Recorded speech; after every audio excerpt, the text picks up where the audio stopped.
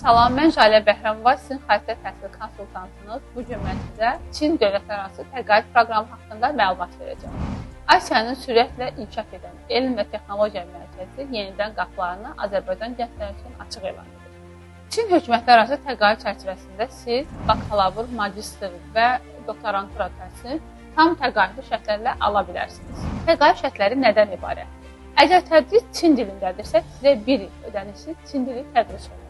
Yox, əgər təhsiliniz ingilis dilindədirsə, sizdən beynəlxalq sertifikatlar tələb olunur. Və təqaüd sizin təhsil haqqınızı, yataqxana xərclərinizi, qidalama xərclərinizi və hətta beynəlxalq səyahət xərclərinizin bir hissəsində qarşılayır. Çində IT, mühəndislik, tibb təhsili üzrə təhsil almaq artıq qlobal imkanlar və qlobal diplom deməkdir.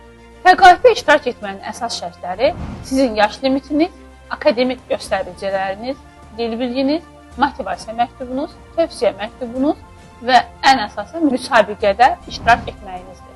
Bu o deməkdir ki, təqaüd və təhsil imkanları yetəri qədər əlçatandır. Və bu təqaüddə iştirak etmək və bu təqaüdü qazanmaq sizə qlobal təhsil imkanları və sizi dünya qlobal bazarının bir parçasına çevirmə imkanına yanaşı, eyni zamanda sizə sonsuz imkanlar vəd edir.